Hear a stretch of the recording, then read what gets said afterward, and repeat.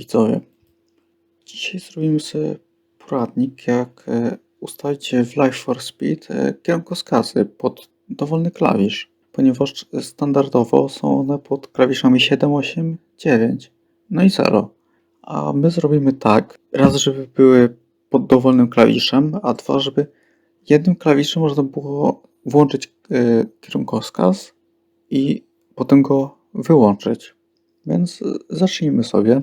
Widzimy tutaj, potrzebujemy w ogóle kilku skryptów, do których link będzie w opisie tego filmu albo w przypiętym komentarzu, zobaczę.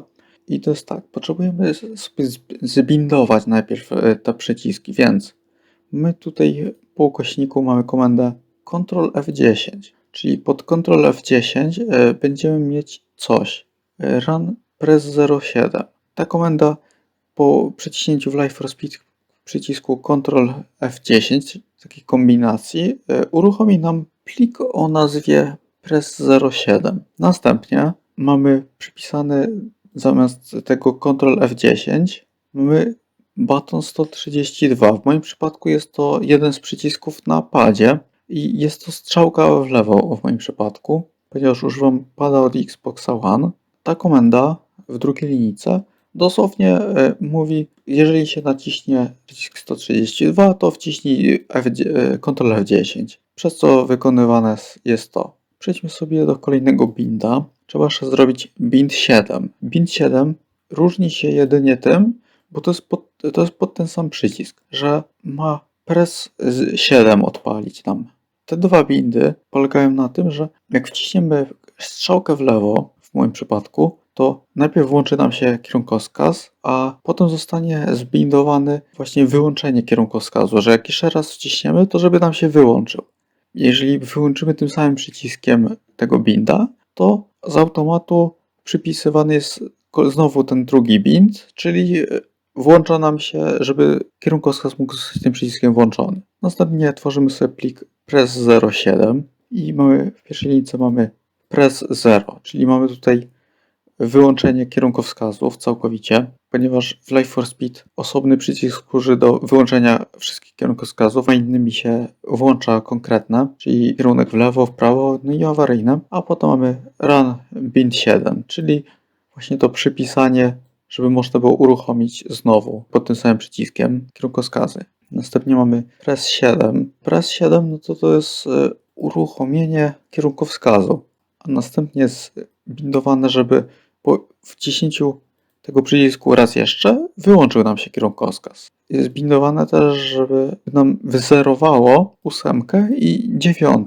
czyli pozostałe kierunkowskazy. Czyli jak mamy na przykład kierunkowskaz z lewo włączony i włączymy sobie prawy kierunkowskaz, to zacznie nam świecić prawy kierunkowskaz. I bez tych dwóch linijek mielibyśmy taką sytuację, że po ponownym wciśnięciu potem lewej strzałki nic by się nie wydarzyło, ponieważ program najpierw by myślał, że trzeba wyłączyć kierunkowskazy, potem dopiero po kolejnym kliknięciu by nam się włączył kierunek. Więc te dwie linijki robią na to, że jeżeli wciśniemy sobie ten przycisk, to wtedy nam się znowu włączy kierunek. I ostatnim plikiem to jest AutoExe, który trzeba zmodyfikować. Można też zamienić, jeżeli macie go pusty i po prostu te trzy bindy tutaj wpisać w ranie. I ten plik jest uruchamiany po starcie Live for Speed, przez co zostają nam te komendy zbindowane, więc z automatu będą nam kierunkowskazy działać. Przejdźmy sobie teraz do Explorera, gdzie mamy folder z Live for Speed, gdzie należy sobie wejść w folder Data, a następnie w